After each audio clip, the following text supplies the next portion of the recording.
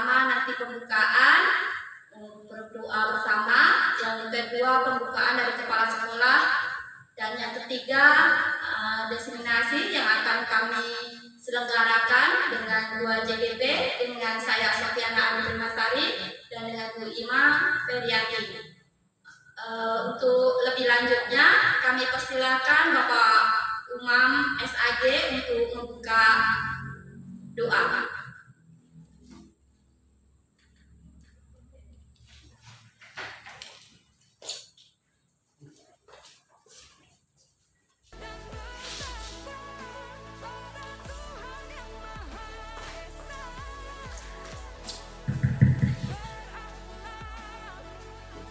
Bismillahirrahmanirrahim. Alhamdulillahirabbil alamin hamdan katsiran thayyiban mubarakan dan yuwafi bi ni'matihi yukafi mazidah ya rabbana lakal hamdu kama Allahumma shalli ala sayyidina Muhammadin wa ala ali sayyidina Muhammad. Ya Allah, segala puji bagi Engkau yang telah memberikan kenikmatan kepada kami semuanya sehingga kami bisa melaksanakan rutinitas kegiatan kami dengan tenang, dengan seksama. Ya Allah, pada hari ini kami berkumpul di ruangan ini dalam rangka satu kegiatan, yaitu kegiatan positif untuk mengantarkan rekan-rekan kami di dalam menjalankan satu tugas yang tentunya tugas ini tugas mulia dalam rangka untuk mencerdaskan kehidupan bangsa. Ya Allah, ya Tuhan kami, berikanlah kebaikan pada hari ini, kebaikan sebelumnya, kebaikan ke dalamnya, kebaikan dan sesudahnya. Ya Allah, kami berlindung kepada-Mu dari keburukan kami, keburukan sebelumnya, keburukan di dalamnya, dan keburukan sesudahnya. Ya Allah, jadikanlah pertemuan ini pertemuan yang Engkau kasihi, pertemuan yang Engkau berkahi. Rabbana zalamna anfusana wa illam taghfir lana warhamna lanakunanna minal khasirin. Kami yakini kami semua manusia, bukan manusia yang suci, bukan manusia yang bersih. Ya Allah, tentunya kami, terutama saya pribadi, banyak sekali terdapat kekurangan dan kesalahan. Jika dosa-dosa kami ini menyebabkan doa kami tidak diterima dan tertolak, maka ampunilah dosa-dosa kami. Jika Engkau tidak memaafkan dosa-dosa kami, maka kami termasuk orang-orang yang merugi. Subhana rabbika rabbil izzati amma yasifun. Wassalamu ala mursalin walhamdulillahi rabbil alamin.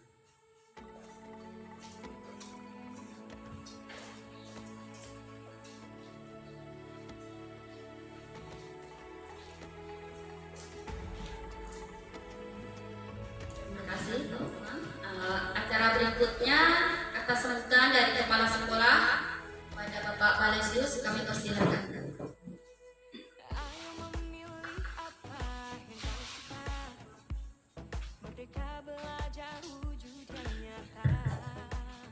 Selamat siang Bapak Ibu. Bapak Ibu, kegiatan ini adalah kegiatan yang kedua kalinya yang tidak salah di tempat kita ini. Yang pertama kemarin yaitu Bu Mary dengan Bu Desi. Lalu hari ini yaitu Bu Arum dengan Bu Ima. Kegiatan ini adalah kegiatan yang sangat positif Bapak Ibu, dan Bapak Ibu perlu mencontoh, maka harus hadir sebenarnya. Bayangkan kalau kita 2 tahun ini sudah dapat 2 gelombang. Coba tanyakan ke sekolah yang lain, tidak ada seperti kita ini. Tidak ada. Kita sudah dapat 2 gelombang. Mudah-mudahan tahun depan lagi masih kami berada di sini. Doa kami yaitu Pak Anton dengan Pak Yoga. Mudah-mudahan harapan kami seperti itu. Dan jangan berhenti Bapak Ibu, karena kegiatan ini sangat positif dan dianjurkan oleh pemerintah. Maka kami menganjurkan kepada Bapak Ibu yang belum harus hadir melihat. Apalagi tadi katanya literasi, yaitu melihat budaya yang positif. Ya, positifnya seperti ini Bapak Ibu. Jadi hal yang ini dianjurkan oleh pemerintah. Semua kita harus ikut, tidak kecuali pun.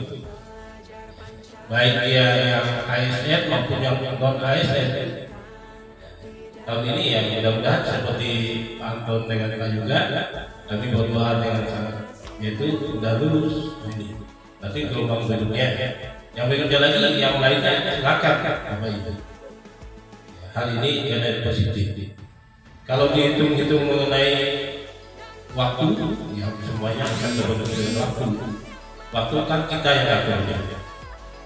Kan kadang-kadang ada yang Pak, saya kegiatan sekian bulan, gimana yang lainnya?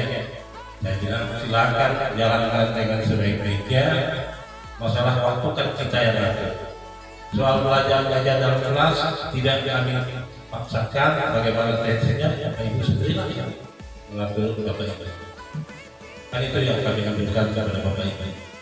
Tidak sedikit pun kami melarang Bapak Ibu mengikuti kegiatan seperti demikian.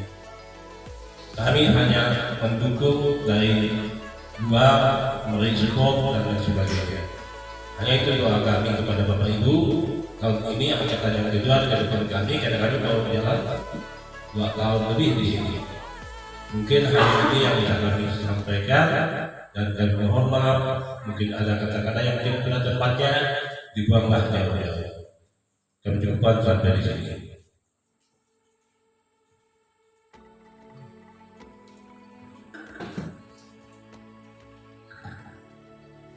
Terima kasih Pak Kepala Sekolah yang atas sambutannya begitu sangat menarik. Acara berikutnya yaitu pemaparan diskriminasi positif yang akan dilakukan oleh Ibu Ima Perianti. Ima Perianti, silakan.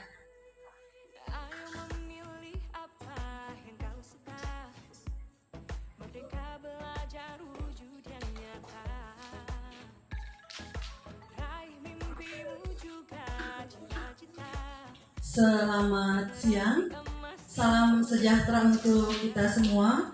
Adil Kak Talino, Bacuramin Kak Saruga, Basengat Kak Jubata. Pertama, puji dan syukur kita panjatkan kehadiran Tuhan Yang Maha Kuasa, karena kita masih diberi kesempatan untuk bisa mengikuti kegiatan kami dengan Bu Arum pada siang hari ini untuk memaparkan diseminasi budaya positif yang telah kami dapatkan melalui pendidikan calon guru penggerak angkatan yang ke-9. Yang pertama, saya ucapkan terima kasih kepada Bapak Kepala Sekolah yang sudah besar dukungannya kepada saya bersama Bu Sofiana Arum. Nah, di sini tanpa dukungan dari Kepala Sekolah dan rekan-rekan guru yang lainnya, kemungkinan kami juga tidak bisa melaksanakan kegiatan ini dengan baik. Next, girl. Ya, yang pertama saya paparkan di sini adalah konsep inti dari budaya positif itu sendiri terdiri dari apa-apa saja. Yang pertama, perubahan paradigma belajar. Yang kedua, disiplin positif. Yang ketiga adalah nilai-nilai kebajikan. Dan yang keempat adalah kebutuhan dasar manusia. Yang kelima adalah motivasi perilaku manusia. Dan yang keenam adalah posisi kontrol sebagai seorang guru. Dan yang ketujuh adalah keyakinan kelas. Dan yang kedelapan adalah segitiga restitusi. Di perubahan paradigma belajar, ini telah kami pelajari pada modul yang pertama. Nah, di sini di mana kita seorang guru diberi panduan atau khususnya saya mendapatkan pemahaman baru bahwa ternyata mengajar itu tidak hanya terfokus pada kita guru saja. Ternyata mengajar itu kita harus lebih memperhatikan seperti apa sih karakter peserta didik kita. Ini pemahaman yang saya dapatkan selama saya mengikuti kegiatan CGP selama kurang lebih hampir 2 bulan. Terus berhubungan dengan disiplin positif. Kenapa dikatakan disiplin positif?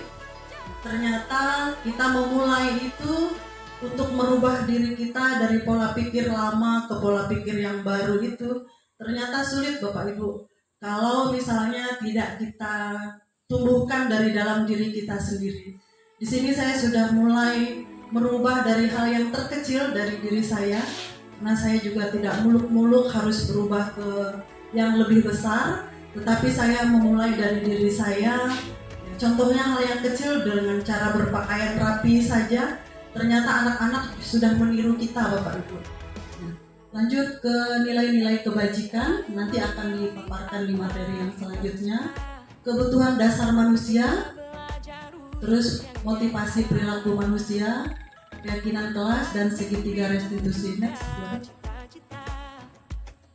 Ya, ini adalah filosofi pemikiran Ki Hajar Dewantara, di mana Ki Hajar Dewantara sekarang merupakan, apalagi dikaitkan dengan kurikulum Merdeka Belajar, merupakan salah seorang tokoh yang menjunjung tinggi nilai-nilai pendidikan.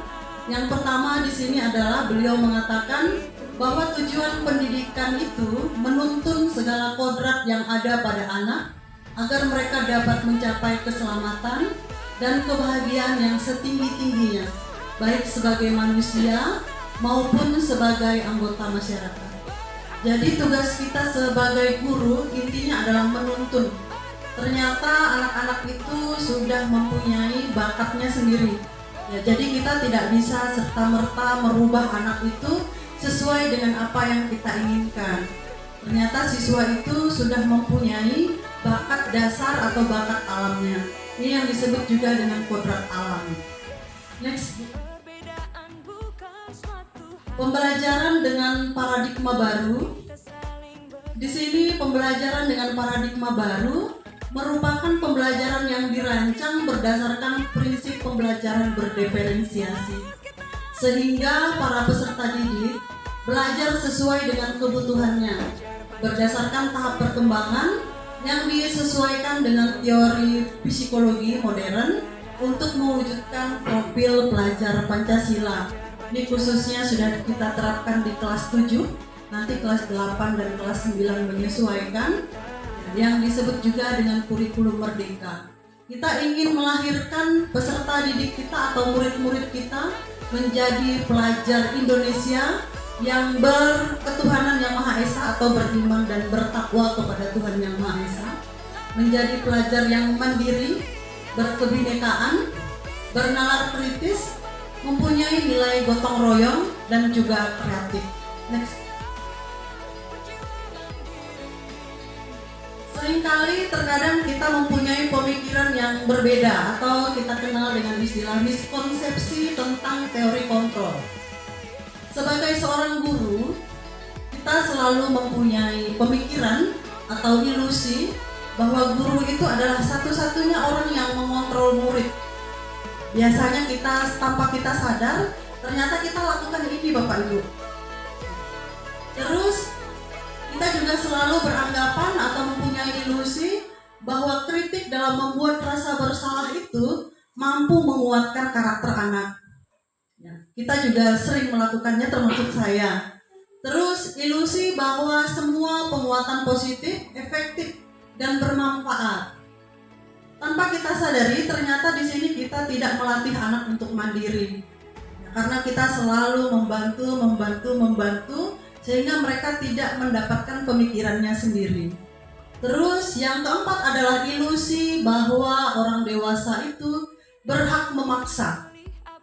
Jadi kita sebagai seorang pendidik terkadang menginginkan siswa kita sesuai dengan pemikiran kita, tanpa kita memikirkan apa sih yang terjadi pada siswa kita pada saat itu. Next.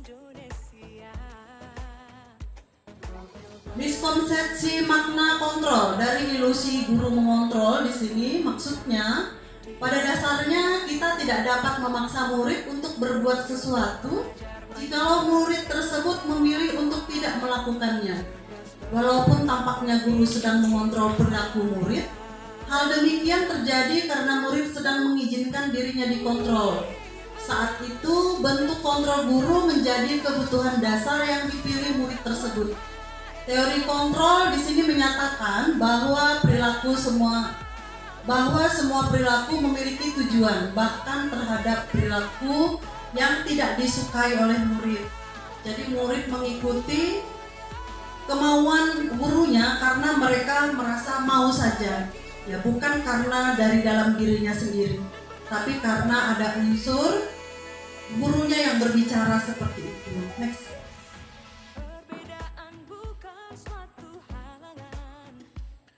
Miskonsepsi makna kontrol mengenai ilusi bahwa semua penguatan positif itu efektif dan juga bermanfaat. Di sini penguatan positif atau bujukan adalah bentuk-bentuk kontrol segala usaha untuk mempengaruhi murid agar mengulangi sesuatu perilaku tertentu. Adalah suatu usaha untuk mengontrol murid tersebut dalam jangka waktu tertentu. Kemungkinan murid tersebut akan menyadari dan mencoba untuk menolak bujukan kita, atau bisa jadi murid tersebut menjadi tergantung pada pendapat sang guru tanpa ada usaha yang muncul dari seorang murid atau peserta didik kita. Ini sering sekali kita lakukan Bapak Ibu, tanpa kita sadar di dalam proses pembelajaran kita selalu menjadi satu-satunya orang yang bisa diikuti oleh murid tanpa kita memperhatikan apa sih sebenarnya kebutuhan murid yang betul-betul mereka butuhkan pada saat itu.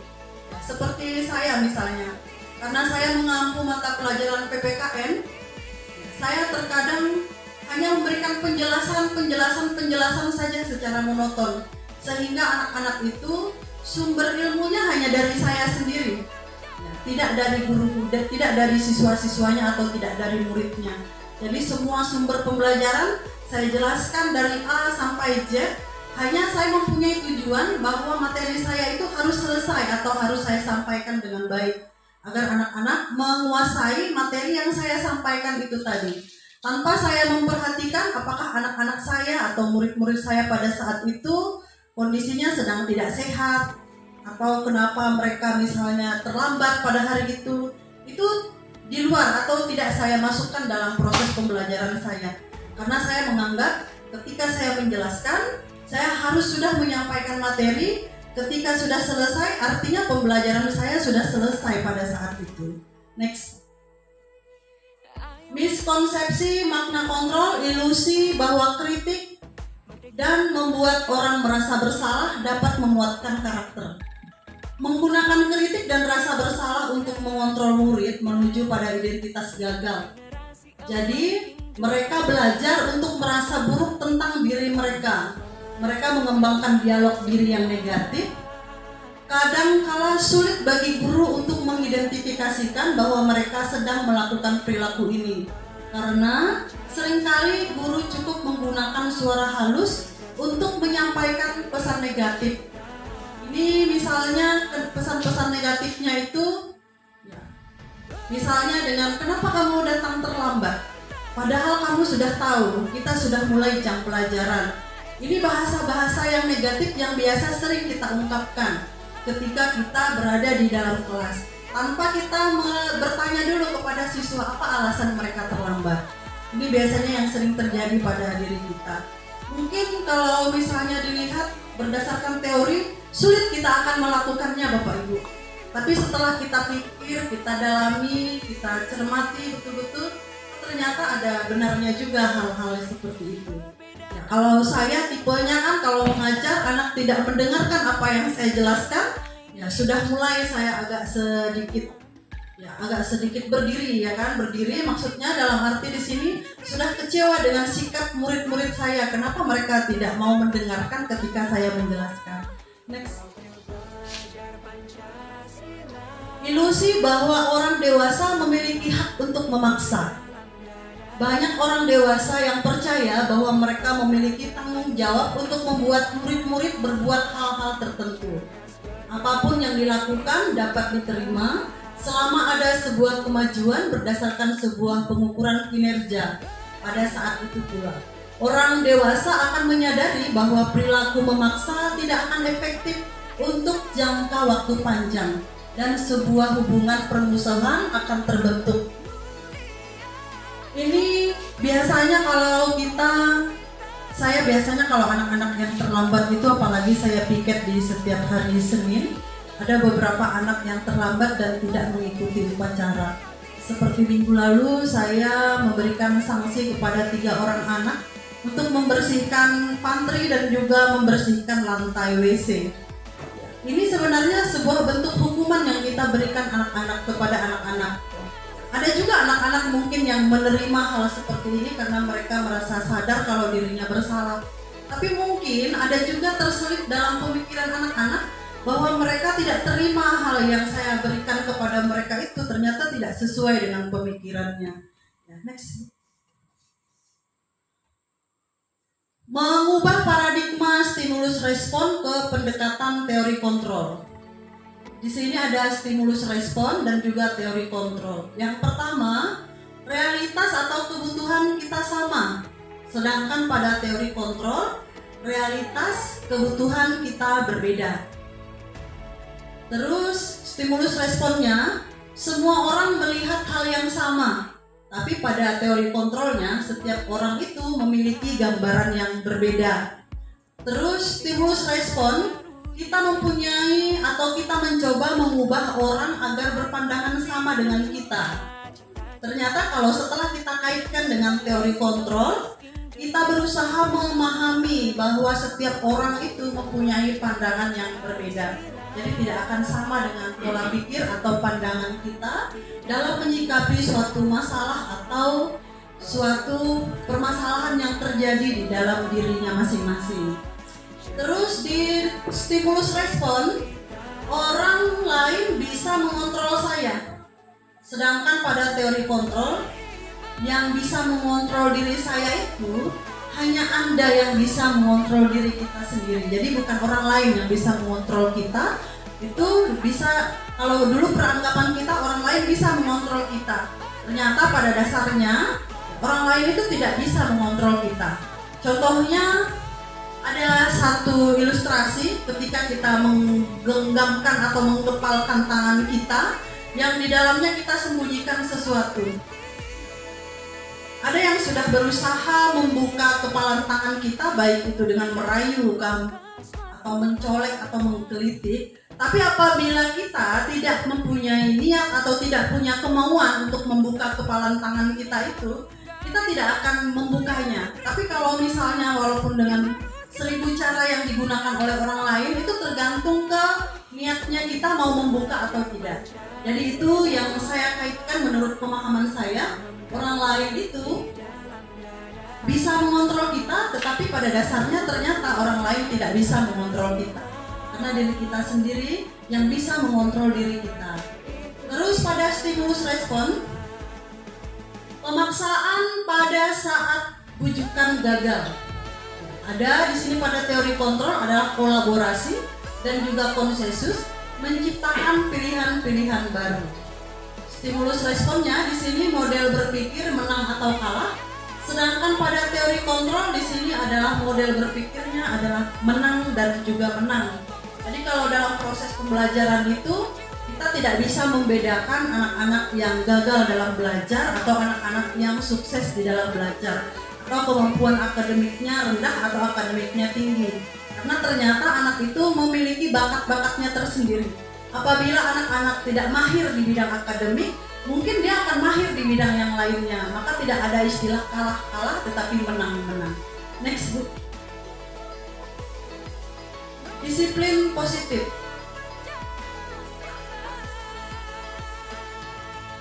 Baik Bapak Ibu, masih semangat kira-kira mengikuti kegiatannya? Masih. Ya, mudah-mudahan masih semangat walaupun sudah siang ya. Semoga kita tetap semangat. Ya, seperti kita menjadi seorang guru atau mentor di dalam kelas, kita selalu bersemangat menghadapi siswa-siswi kita yang beraneka macam, segala tingkah dan lain-lainnya. Baik, kita lanjut ke materinya, yaitu tentang disiplin positif. Disiplin positif di sini saya ambil dari kata disiplin. Nah, artinya di sini adalah belajar. Disiplin mengacu pada disiplin dari yang memiliki tanggung jawab terhadap apa yang dilakukannya berdasarkan nilai-nilai yang diyakini. Terus disiplin positif juga merupakan salah satu cara penerapan disiplin yang bertujuan menumbuhkan kesadaran serta memberdayakan peserta didik tanpa imbalan atau penghargaan atau yang biasa kita kenal dengan reward atau ancaman dan juga hukuman. Di sini posisi kita sebagai pendidik adalah mempunyai tujuan, yaitu untuk menciptakan peserta didik yang memiliki disiplin diri sehingga mereka berperilaku mengacu pada nilai-nilai kebajikan universal dan memiliki motivasi intrinsik dan perubahan perilaku ke arah yang lebih baik. Jadi motivasi itu dikelompokkan menjadi dua, ada motivasi ekstrinsiknya dan ada motivasi intrinsiknya. Motivasi intrinsik ini adalah motivasi yang harus kita gali dari peserta didik kita, ya, yang terkadang ini terlewatkan oleh kita sebagai pendidik. Next.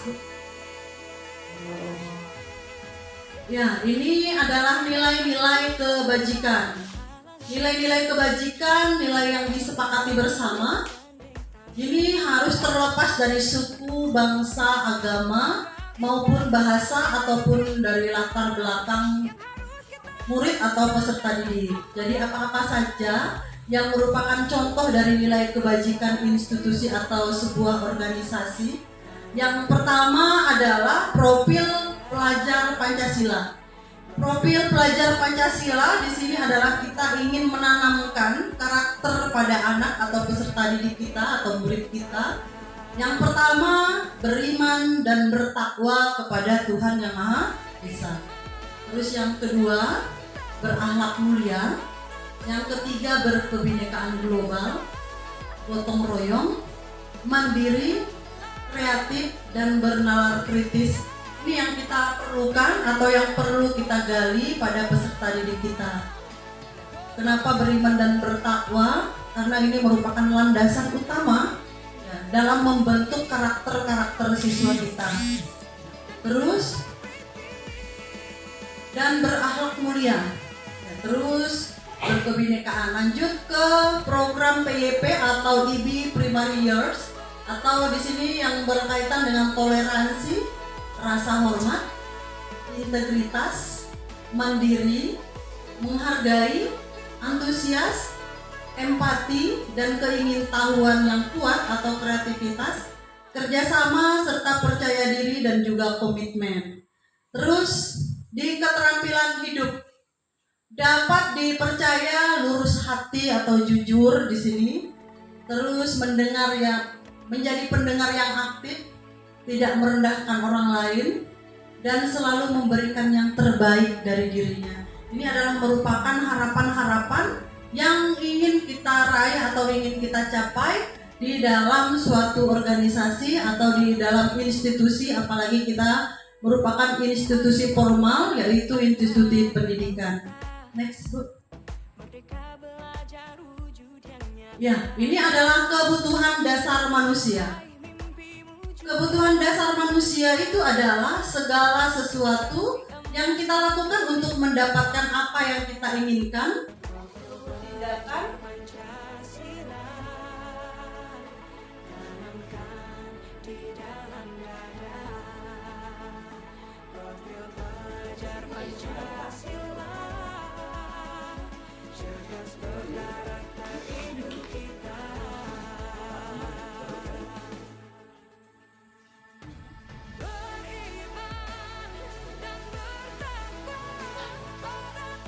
ya, kebutuhan dasar manusia adalah segala sesuatu yang kita lakukan untuk mendapatkan yang kita inginkan. Jadi seluruh tindakan yang kita lakukan memiliki tujuan tertentu, dan semua usaha terbaik yang kita lakukan adalah dalam rangka agar kebutuhan dasar kita sebagai manusia itu terpenuhi dengan baik.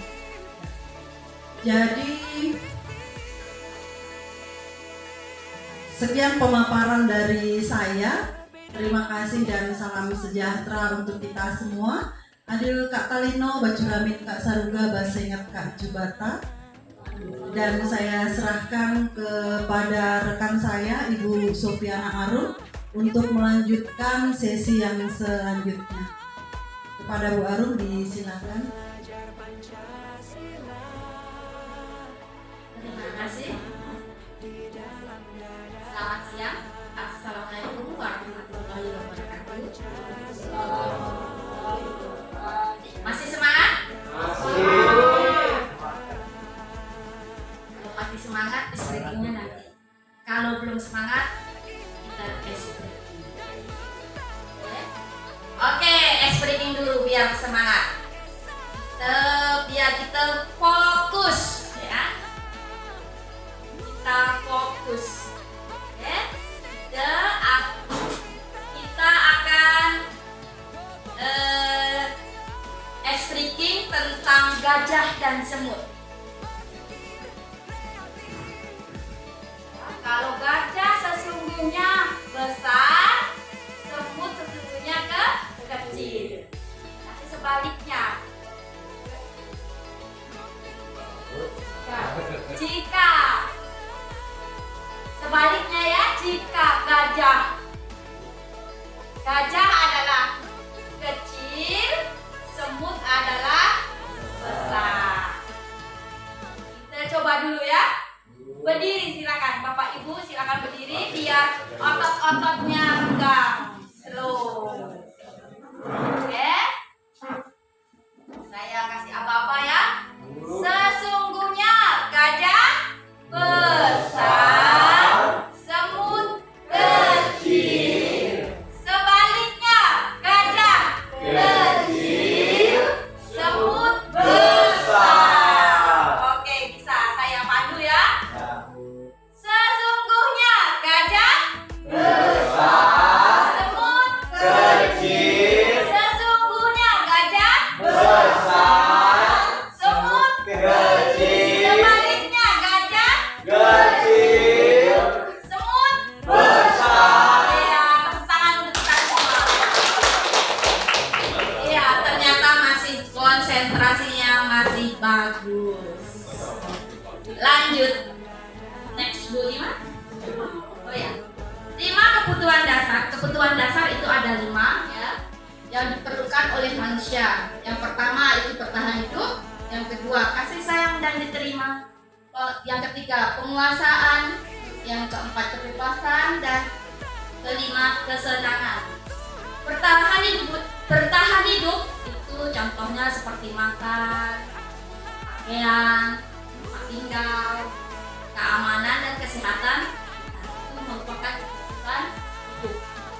Kasih sayang dan diterima itu adalah rasa diterima, berbagi, kerjasama, dan menjadi bagian dalam kelompok. Itu merupakan kasih sayang dan diterima. Terus penguasaan itu tentang harga diri, tentang keinginan untuk dianggap, memimpin, berpartisipasi, diakui dan didengar. Itu merupakan penguasaan yang ada pada kita. Yang keempat yaitu kebebasan, itu berupa mandiri, memiliki pilihan, mencoba hal baru, mampu mengendalikan arahan diri, mampu mengendalikan diri sendiri. Kebebasan. Yang kelima itu kesenangan, itu bermain, humor, antusiasme, tertawa. Itu merupakan kesenangan, di mana setiap manusia perlu kesenangan. Tertawa itu sudah merupakan yang senang, humor itu sudah senang. Ya kita rileks, ya, bisa berpikir positif lagi, penat, hal-hal yang penat bisa hilang. Itu dalam kesenangan. Jalan-jalan atau healing-healing juga kesenangan. Healing-healing bagi orang yang, kalau jalan yang jauh bagi orang yang mampu. Yang nggak mampu dengan tertawa itu udah suatu anugerah. Next Bu. Motivasi perilaku manusia. Di sini ada motivasi perilaku manusia itu ada 2. Motivasi intrinsik dan motivasi intrinsik. Di mana motivasi ekstrinsik itu untuk menghindari ketidaknyamanan atau hukuman. Yang kedua untuk mendapat penghargaan atau imbalan dari orang lain, itu merupakan motivasi ekstrinsik. Ya. Kalau ke siswa biasanya kalau mendapat penghargaan seperti itu ya, hukuman kalau dia berbuat salah hukum. Jadi motivasi ekstrinsik ini hanya istilahnya sementara, tidak kekal. Sedangkan yang kekal, yang bagus itu adalah motivasi intrinsik. kepada orang yang mereka inginkan dan menghargai diri sendiri dengan nilai-nilai yang mereka percaya.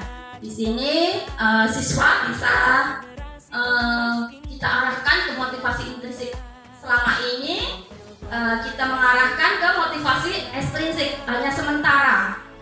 Ya, kalau beri penghargaan itu hanya sementara sifatnya. Walaupun penghargaannya hanya tepuk tangan, hasilnya rewardnya itu ternyata hanya sementara Bapak Ibu. Sedangkan yang kekal itu adalah motivasi intrinsik. Berikutnya hukuman. Di sini hukuman itu tidak terencana, tiba-tiba. Ya, kalau siswa berbuat sesuatu, kita terkadang langsung memberi hukuman ya. Terus murid tidak tahu apa yang akan terjadi dan tidak dilibatkan, bersifat satu arah berupa hukuman fisik maupun psikis. Ya. Yang kedua konsekuensi itu terencana, disepakati sesuai peraturan, murid tetap dibuat tidak nyaman, sikap guru selalu memonitor murid. Di sini itu hukuman yang biasa kita lakukan kadang ya, anak disuruh menyikat WC, itu ternyata termasuk hukuman. Sedangkan konsekuensi atau merasa anak berbuat bersalah, itu kadang kita minta contoh kecilnya, kenapa kamu terlambat? Kamu nggak tahu jam ini jam berapa? Janganlah sering terlambat, nanti ibu kena marah kepala sekolah. Itu ternyata walaupun ngomongnya kita halus, itu ternyata membuat merasa bersalah kepada anak. Ya, jadi yang ketiga itu restitusi, proses menciptakan kondisi bagi murid untuk memperbaiki kesalahan. Dua, proses kolaboratif yang mengajarkan murid untuk mencari solusi. Restitusi ini akan mengajarkan kita ya, ternyata kita selama ini setelah saya mempelajari modul ini dalam calon guru penggerak, ternyata hukuman konsekuensi ini yang sering saya lakukan, yang sering kita lakukan, ternyata kita seharusnya menggunakan yang restitusi ya, restitusi. Kita sebagai manajer, kalau di sini ya, sebagai manajer kita harus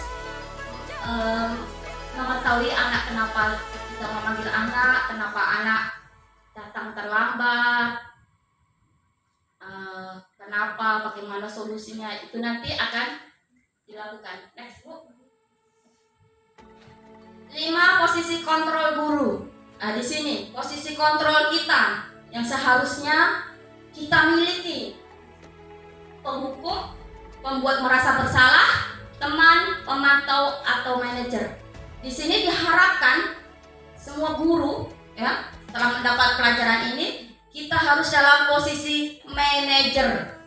Itu yang paling bagus.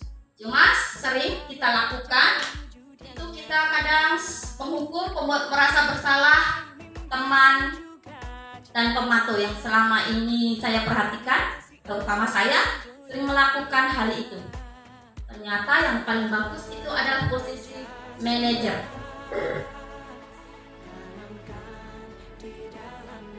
Contoh penerapan 5 posisi kontrol guru. Kasus yakni siswa tidak menggunakan atribut lengkap saat upacara bendera. Yang pertama, hormat bendera selama 1 jam, itu ternyata merupakan penghukum. Ya. Yang kedua, berapa kali ibu bapak harus memberitahu kamu selalu saja mengecewakan ibu bapak. Ini membuat anak merasa bersalah. Sebenarnya bapak ibu. Yang ketiga yaitu, apakah kamu tahu kesalahanmu? Kira-kira bagaimana kamu memperbaiki kesalahanmu? Nah, ini ternyata merupakan posisi manajer. Kita tahu, kita menanyakan anak itu apa yang salah, terus bagaimana solusinya. Itulah di posisi manajer. Tidak harus langsung menghukum ataupun merasa membuat bersalah.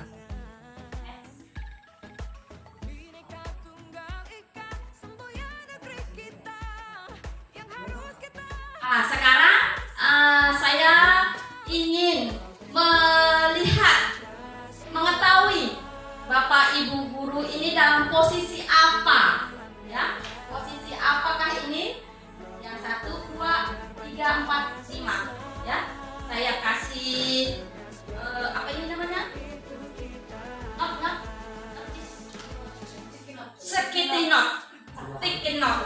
Nah, itu pokoknya ya. Nanti silakan Bapak Ibu tempelkan ke depan jawabannya.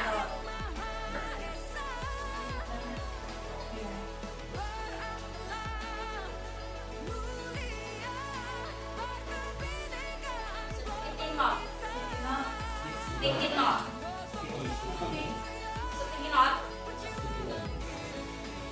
Iya, baca doa terakhir Pak. Siapa? Pak Ibu. Penutup. Penutup doa Pak balik.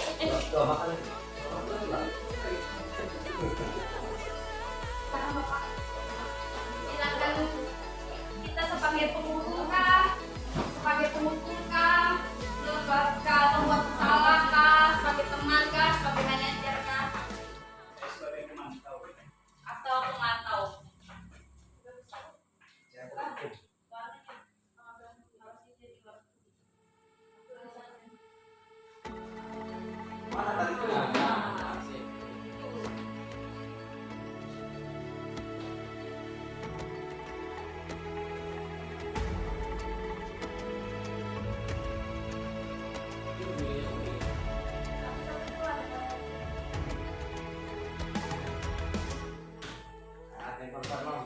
Ayo memilih apa yang kau suka. Ini salah satu juga boleh. Belajar wujud yang nyata. Yang mana? Raih mimpimu juga cita-cita. Generasi emas Indonesia. Belajar Pancasila. Iya. Iya. Profil belajar Pancasila. Cerdas berkarakter itu Posisi seperti apa? Silakan pilih salah satu. Kira-kira Bapak Ibu itu dalam posisi yang mana? Ayo Mer. Silakan ditempel. kebinekaan global kita. Gotong royong, berjiwa mandiri, berpikir kreatif dan bernalar kritis. Lepas itu Pak Beni sama Pak Anton. Tanya apa? Bukan suatu Bawah. untuk kita saling bergandeng tangan. Bineka Tunggal Ika, semboyan negeri kita yang harus kita jaga bersama. Profil belajar Pancasila di dalam dada. Profil belajar Pancasila. Cerdas berkarakter itu kita.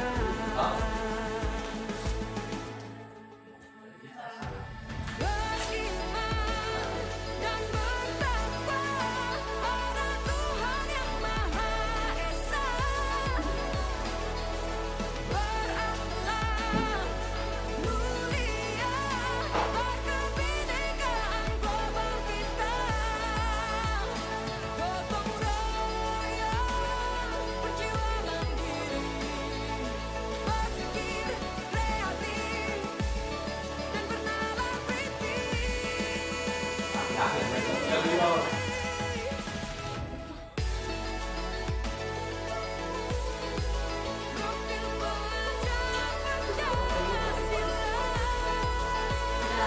Terima kasih Bapak Ibu.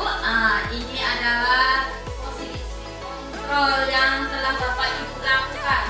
Di sini ada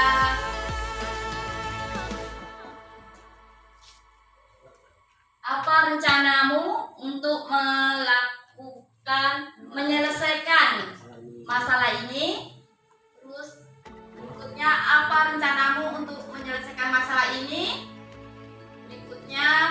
tidak akan mendapatkan nilai jika tidak mengerjakan tugas. Yang berikutnya, apa rencanamu untuk menyelesaikan masalah ini? Apa rencanamu untuk menyelesaikan masalah ini? Berikutnya, apa rencanamu untuk menyelesaikan masalah ini? Kamu tidak akan mendapatkan nilai jika tidak mengerjakan tugas.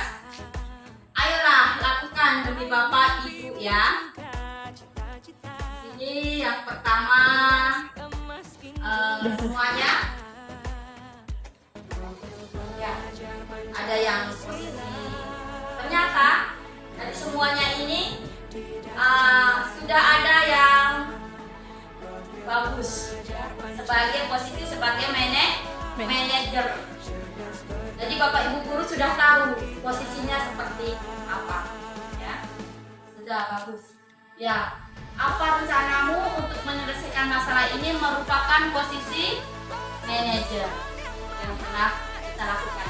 Tepuk tangan untuk kita semua.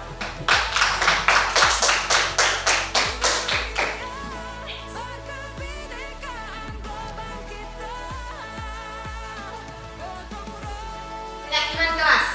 Berikutnya yaitu tentang keyakinan kelas. Sebelum melakukan kita sebagai posisi manajer untuk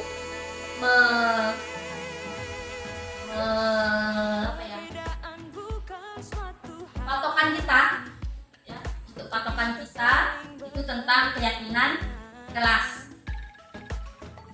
Mengapa keyakinan kelas dan mengapa bukan peraturan kelas? Inilah pertanyaannya. Ya. Kenapa harus keyakinan kelas? Kenapa bukan peraturan?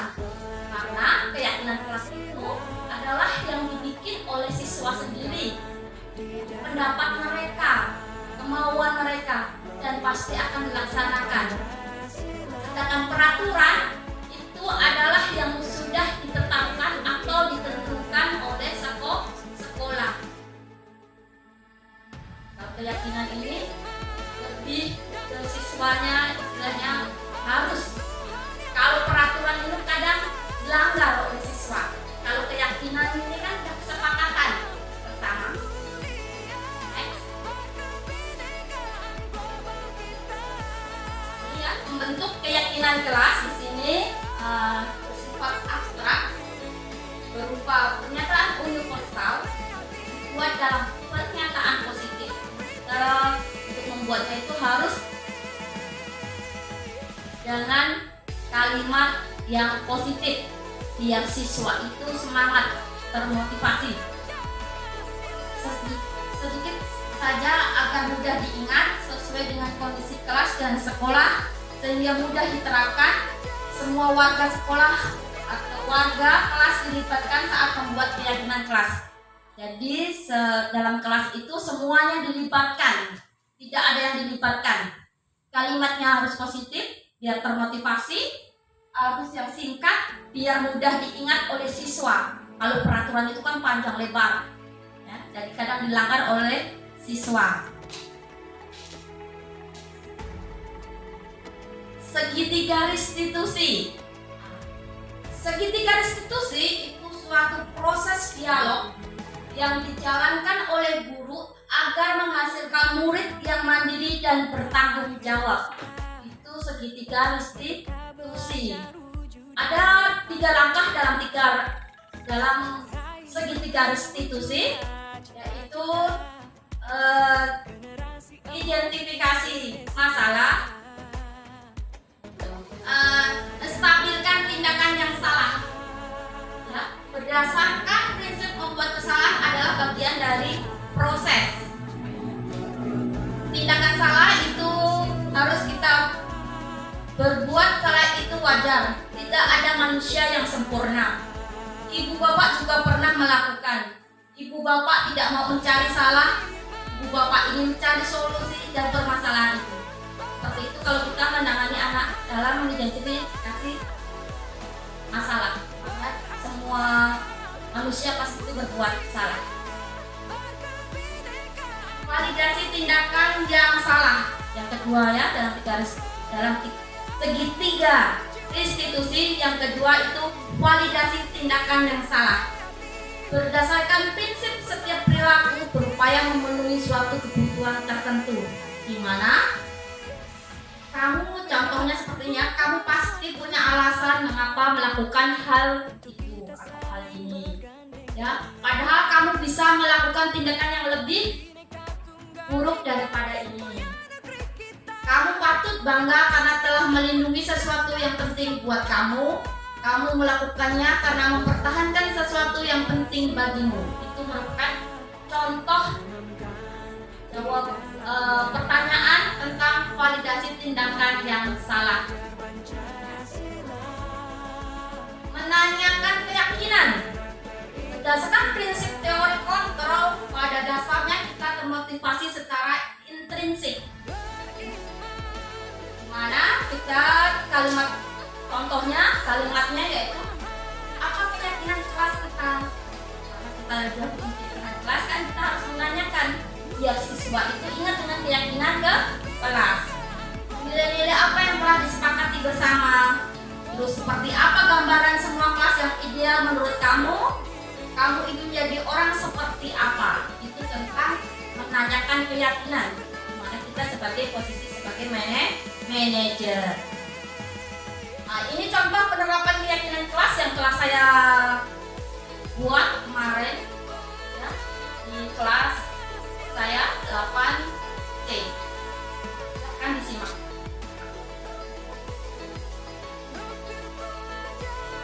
Oke. Nah, inilah Bapak Ibu guru contoh keyakinan kelas yang telah saya bikin di 8C.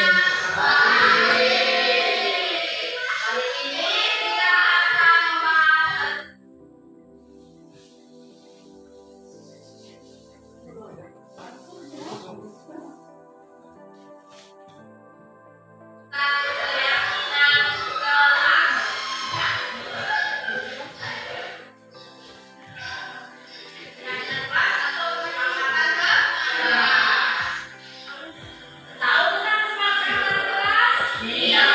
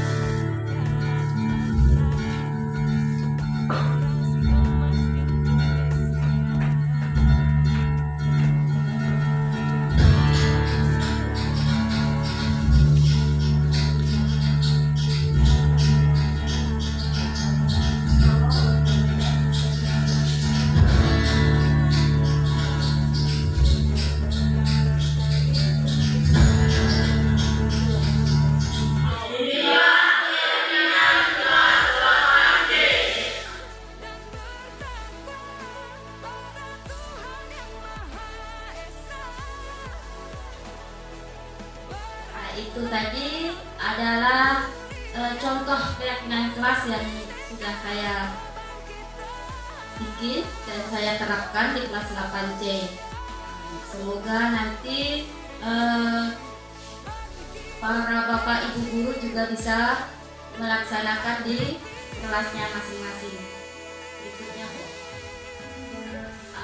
Nah, ini adalah contoh penerapan segitiga restitusi untuk dalam menyelesaikan masalah kita sebagai manajer.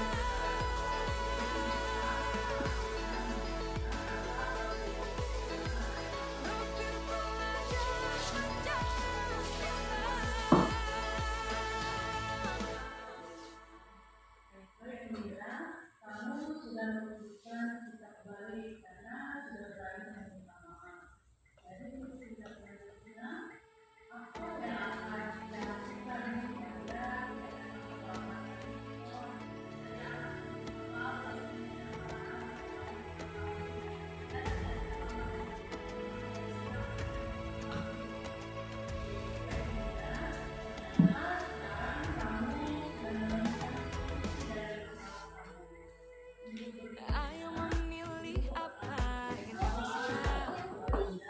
Merdeka belajar wujud yang nyata. Raih mimpimu juga cita-cita. Generasi emas Indonesia. Profil pelajar Pancasila. Tanamkan di dalam dada. Profil pelajar Pancasila. Itu tadi adalah segitiga, penerapan segitiga restitusi. Tepuk tangan untuk kita semua biar menghilangkan acara. Sampai ke penghujung acara yaitu penutup. Di sini dalam penerapan program disiplin positif hendaknya guru memiliki standar kepribadian profesional dan sosial yang baik, di mana guru mampu merefleksikan dirinya dalam posisi kontrol saat ini.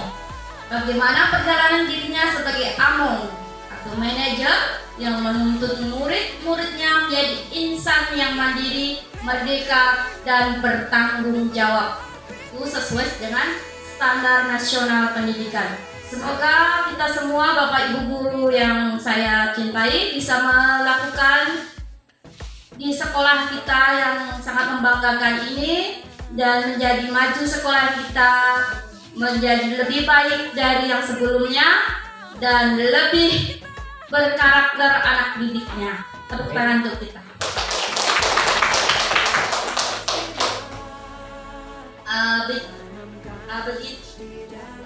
Beginilah, ya demikianlah pemaparan kami berdua tentang diseminasi budaya positif yang telah kami lakukan dan tentang keyakinan kelas dan segitiga restitusi. Terima kasih para dewan guru yang saya cintai telah mengikuti, dan terima kasih juga dengan Bapak Kepala Sekolah yang telah hadir dan menyempatkan waktu serta memberi dukungan kepada kami berdua. Dan berikutnya akan datang 2 calon lagi. Semoga sukses dan diterima seleksinya lulus. Semangat untuk Pak Anton dan Pak Yoga. Langsung penutup saja. Untuk doa penutup silakan Pak Edi untuk membacakan doa penutup. Pak Edi, kami persilakan.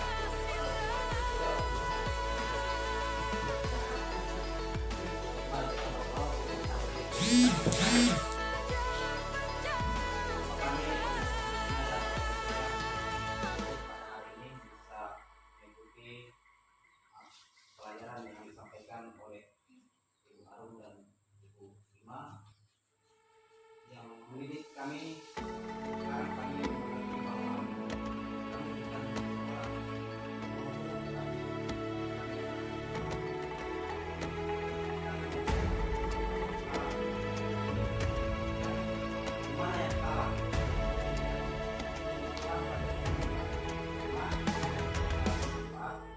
Depan kami Ayo memilih apa yang kau suka. Merdeka belajar wujud yang nyata. Raih mimpimu juga cita-cita. Generasi emas Indonesia. Profil belajar Pancasila. Tanamkan di dalam dada. Profil belajar Pancasila. Cerdas berkarakter itu kita. Baik, terima kasih Pak Edi sudah menyampaikan atau menutup acara kita dengan doa. Semoga untuk berikutnya lagi kegiatan seperti ini akan terus berlangsung bagi guru yang lainnya. Untuk kesempatan pada saat ini saya mengucapkan terima kasih yang sebesar-besarnya kepada Bapak Kepala Sekolah terkhusus dari guru semua. Tanpa dukungan dan juga tanpa kerjasama kita semua, kegiatan kami bersama Bu Arum saja dengan Bu Arum tidak akan terlaksana dengan baik. Untuk itu saya ucapkan terima kasih. Selamat siang untuk kita semua. Adil Kak Kalino Bacuramin Kak Saruga Basengan Kak Jubatan.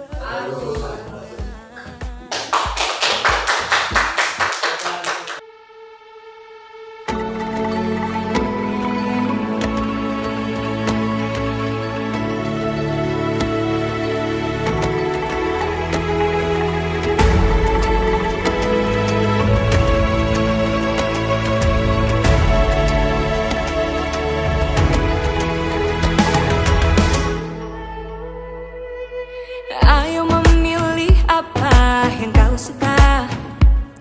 Merdeka belajar wujud yang nyata. Raih mimpimu juga cita-cita. Generasi emas Indonesia.